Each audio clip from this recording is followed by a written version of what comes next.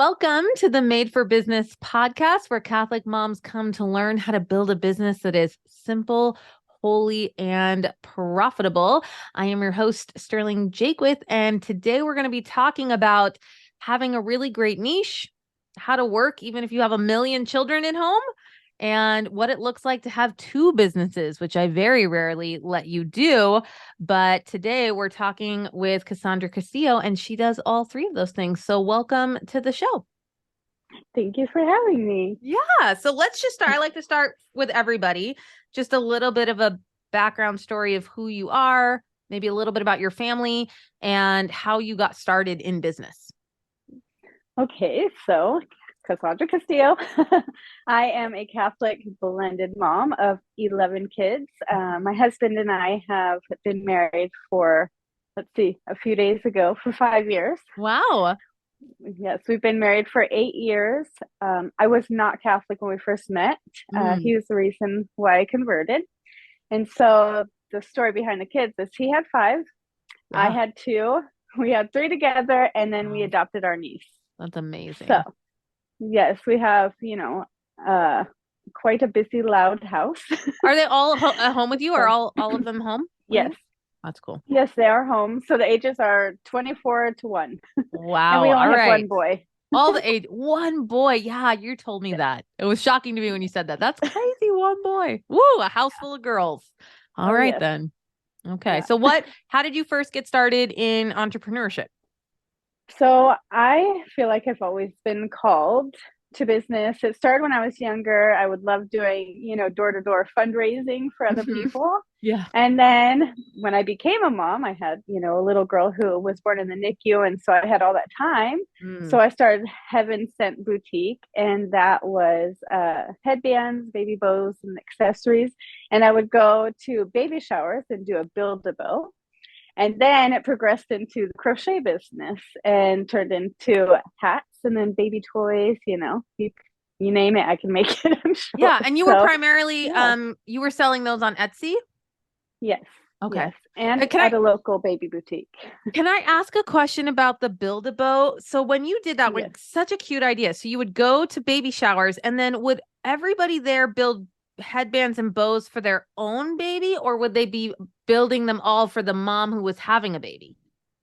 Yes. So it was for the mom who was having the baby. So I had all the flowers or the actual bows, the headbands, the little jewels that you put on top, and they'd be in the different categories. So they would pick whatever they liked and put it together. And then I would glue it. And then we'd have, one of those little chicken fence things in a frame. And so we'd hang them up.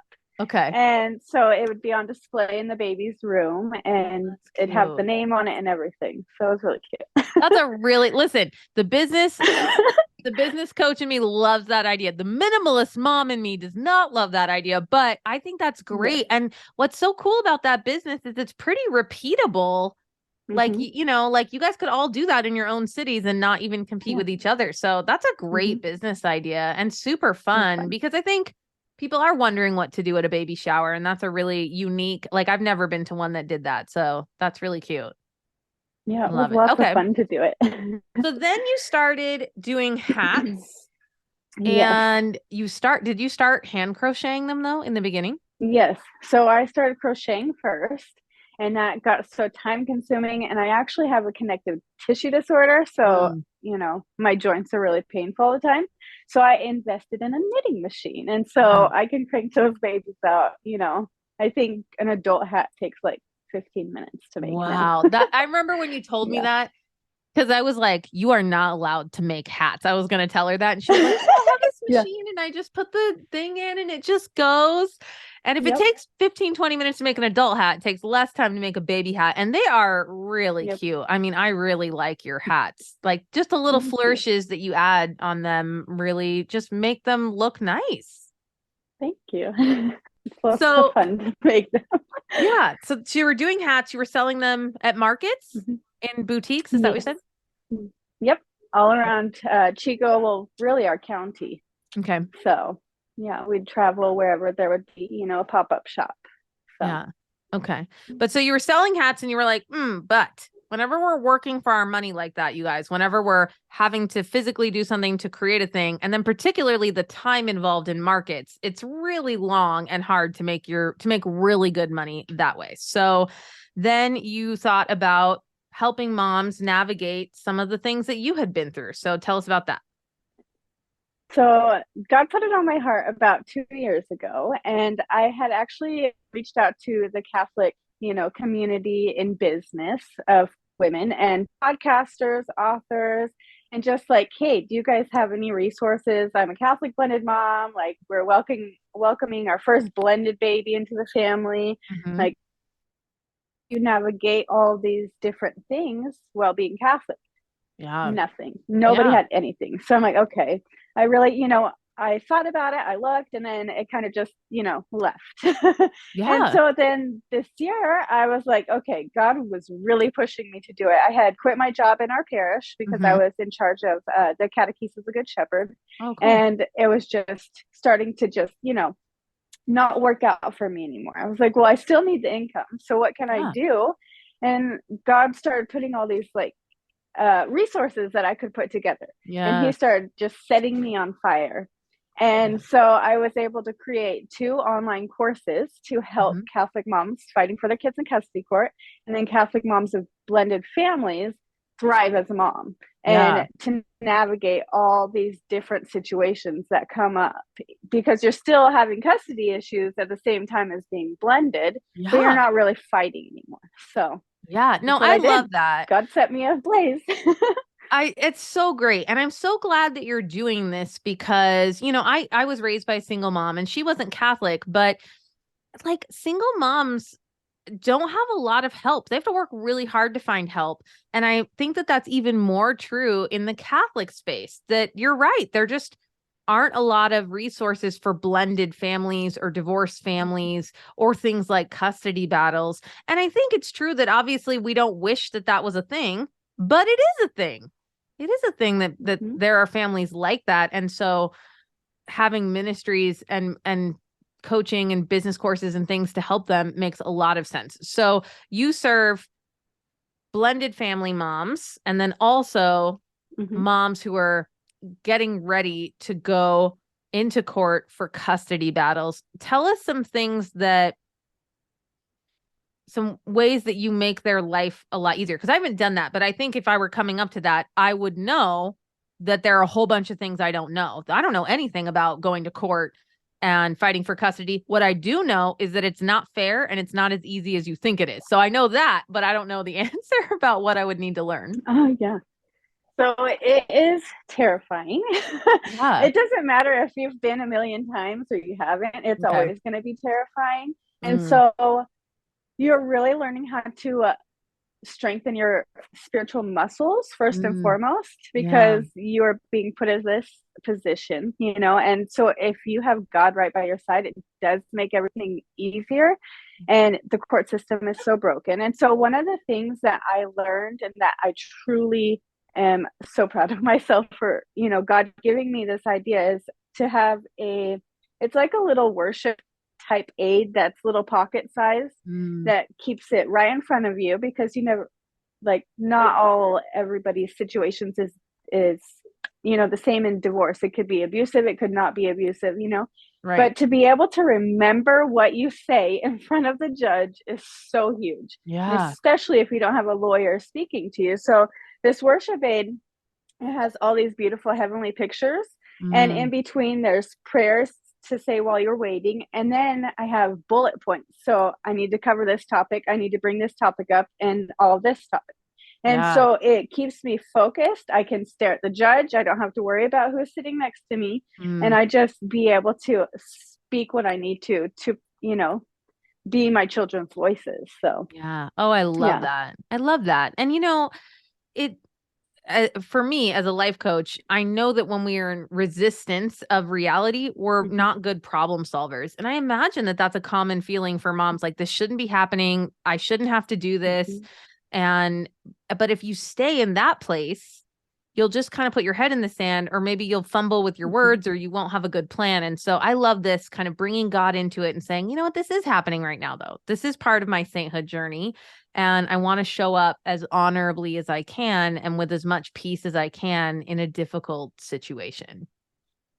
Absolutely. And that's like one of the things that I try to say is, you have your spiritual army ready with you for battle because Yeah. they are standing, in the multitudes. You have everybody else's guardian angels in there and you Yeah. know it too. So, you can really use that to your benefit, calling on all the saints there are saints that have been in blended families, in these same type of situations. And so I know I call on Saint Rita a lot because she is actually my patron saint, but she's the patron saint of domestic violence. So we have so many beautiful saints that we can call on to sit with us during this time too. And so, Yeah. their intercessory prayers are so important for us. So Yeah, I love that. And listen, you guys, obviously, even if you have a lawyer, your lawyer is not going to support you in that way, right? Your lawyer is not going to bring in all of the spiritual things and the Catholic tools that we have.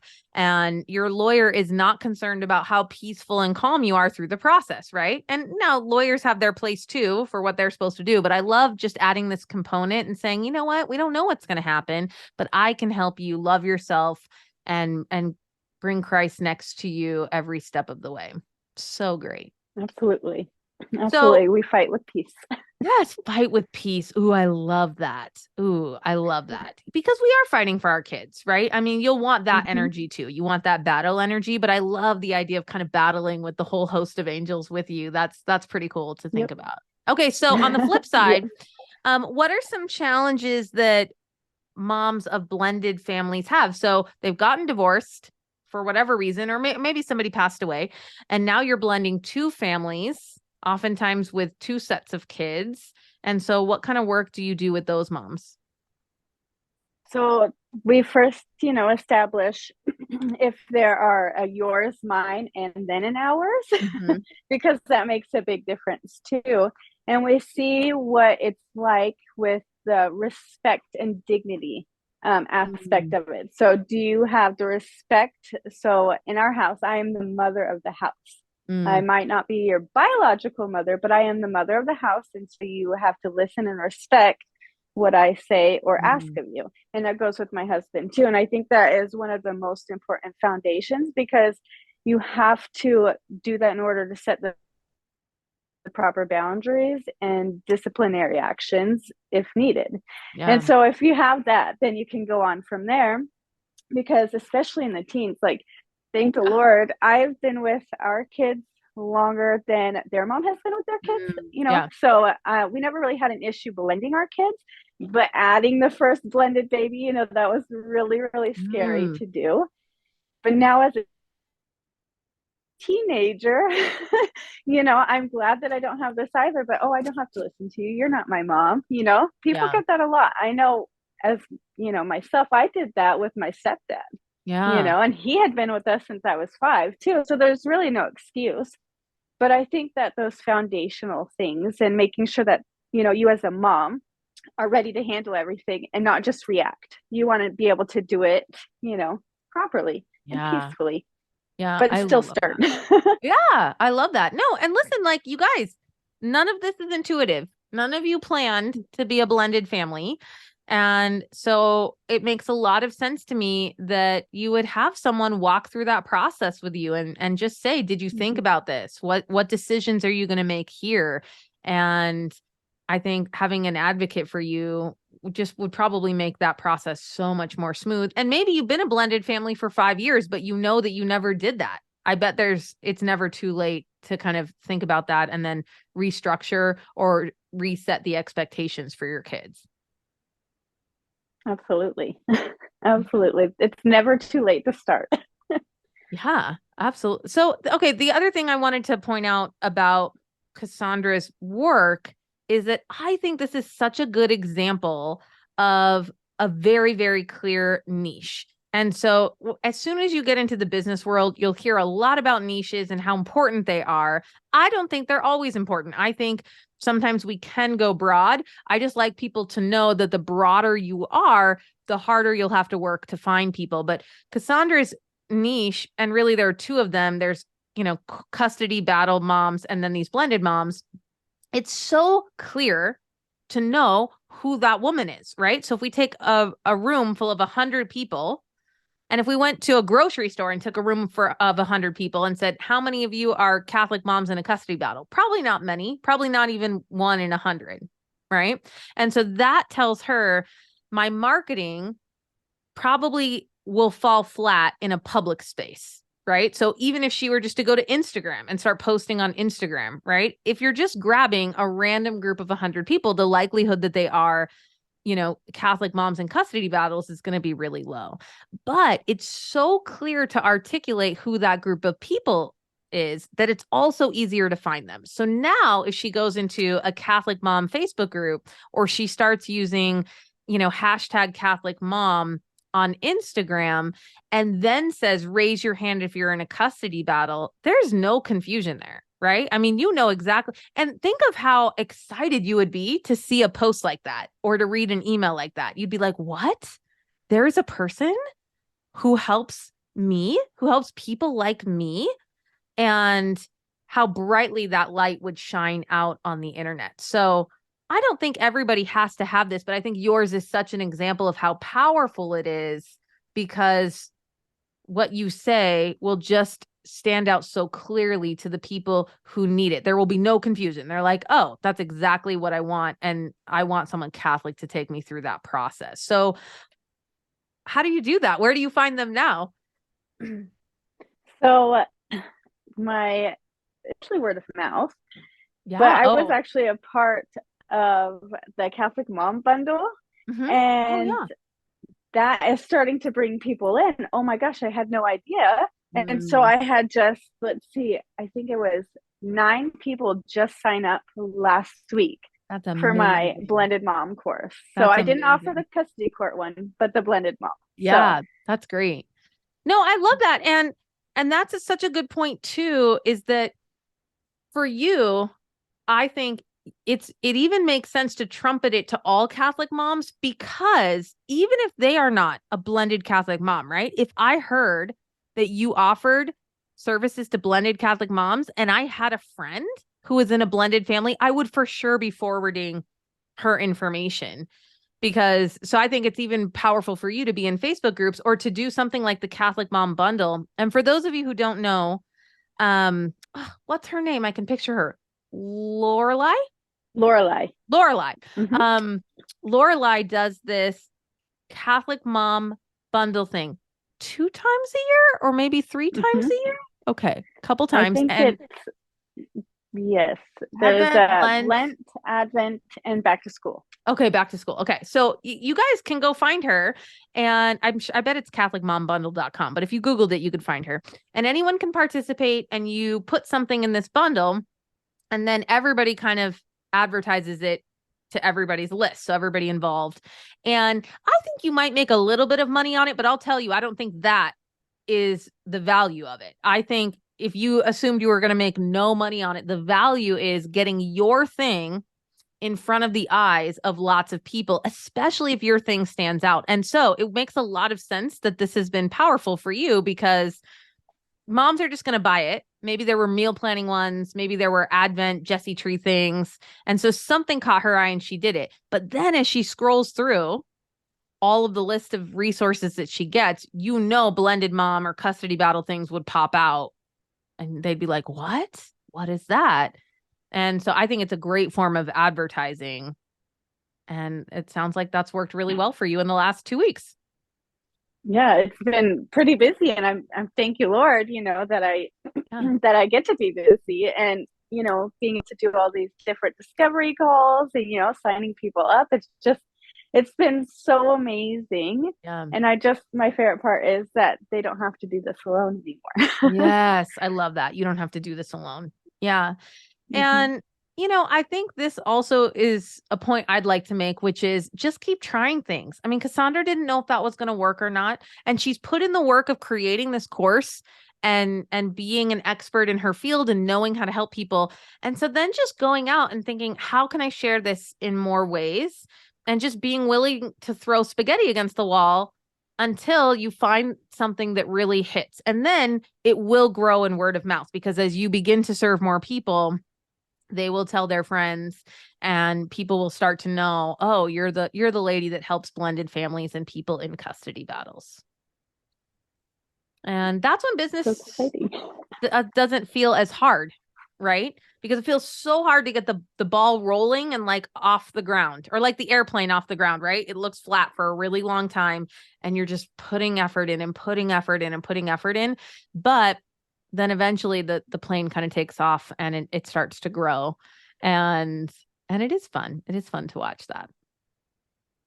It is. I love it.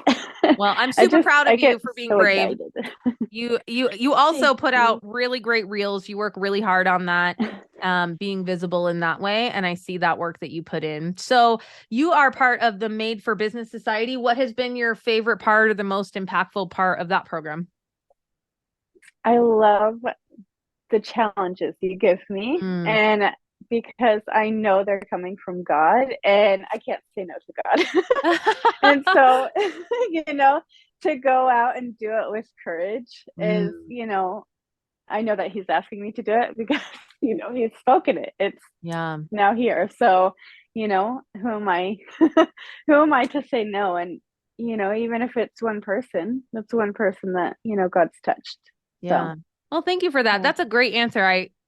I do walk very closely with the Lord, and I do pray for each one of you. Like I really sit and I pray for each one of you, and I think, what does she need? And so that means a lot to me that you know that, and that you know that my recommendations or my challenges to you guys, because I don't make them do anything, right? I'm not like, you have to do this and this is your homework and you have to tell me. I kind of say like, well, what if we did this, or what if we pushed a little bit here, or rephrase this, and it is neat. It is neat to see you guys take that and run with it, and then to watch your businesses grow. Yeah, it's definitely been life-changing having you in the society, because I never would have done any of this by myself. Yeah. And so, it really has, wow. It is really so life-changing for me to be able to do that. And I'm so grateful for you. Thank you. What is it like to have business friends, to have people to talk to about business? It has been another thing, having that support, and they're growing just like I am, and they're jumping out there and they're saying yes to God. And so to be able to bond in that way and to really grow together, it just, I guess, it's so nice that they know what I'm, going through. And so I can just go out to the group and message somebody privately, or just say something in the group, and I have everybody responding back. They give me so many ideas. Everybody's so encouraging, so loving and patient. So it's just fun having that extra support and really having friends. Yeah. Even if we're not close, I love having friends. Yeah, no, I love that. And of course that was my hope for everybody, but you can't make people be friends. But sometimes I'll go in there and someone will say, oh, I had this person on my podcast and it was great, and they'll post it. And I'm like, what? Like, it's cool to watch you guys do that and to support each other. And so much happens without me. And that's really cool for me to see that you guys do that for each other. It's really special. It really is. I love the group dynamic, and it's just, I can't wait for more people to join because they're going to love it too. So tell me, you have 11 children in your home. And so, there's a woman listening to this podcast, and she's got a lot of kids and maybe a 1-year-old or some toddlers. And she's thinking it's going to be hard, and it is hard. So what would you tell her if you were to say something like, yeah, it is hard, but I don't know, some encouragement about it being worth it, or starting, or you'll figure it out? I don't know. What would you like to tell someone who's nervous? Don't hold back. Don't wait. Just do it. Even if you have to wake up an hour or two before the kids, if you have to put your older kids to work, or find, if you have any siblings, hey, can you watch my kids for a minute? Or your husband, if you have that, hey, this is what I'm going to do at this time. Can you help me out? And just making sure that you do put that time in, and don't make excuses up. Just do it. Yeah. Just do Yeah. it. I love that. And look, I wanted her to say that because listen, if Cassandra's not making excuses, you guys, then you have no excuses. If God has put it on your heart, I think that's really the key to all of it is if he's calling you, if he's putting this dream on your heart of being in business, he will help you find a way. He will, even if it sounds crazy. I watch all of you and it is crazy. It is crazy how we make it work and still take care of the kids and make dinner and deal with things when someone has the flu. And it is possible. That's what I want them to know. I just want them to know it really is possible. Oh, it absolutely is. So right now we have our 13-year-olds. We're babysitting a couple more too, but we live across the street from the school, so they're all playing at the playground, Nice. teaching our 7-year-old how to ride a bike. And then my husband's got our twin 17-year-olds at the dentist right now. So That's we just make it amazing. work. All right. So I'm going to link this up in the show notes, but can you tell people where they can find you? Blendedbee.com. I know, blendedbee.com. I love it. So every time I type it, I'm just like, I love that URL address so much.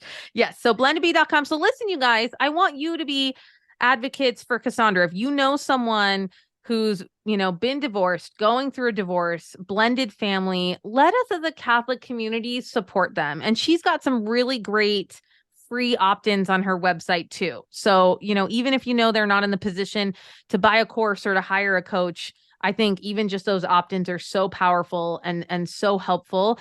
Let us show them that the Catholic community loves and supports those families too, because that they are swimming in guilt and shame and feeling left out and feeling like, oh no, am I still going to get to be part of the Catholic club now that this has happened? And I just think it's kind of on all of us to make them feel really well, just like I feel like we should do that with teenage girls who have a baby, right? Just like, can we rally around them and support them? I think we can do that for single moms and blended families as well. So please share that information if you know anyone in your life. All right, my friend, thank you for coming on the show and for the work that you do. It really is very special. Thank you. All right, you guys, thanks so much for listening. Get to work. That's our job. Our job is to get to work, even if it seems hard. And have a blessed day.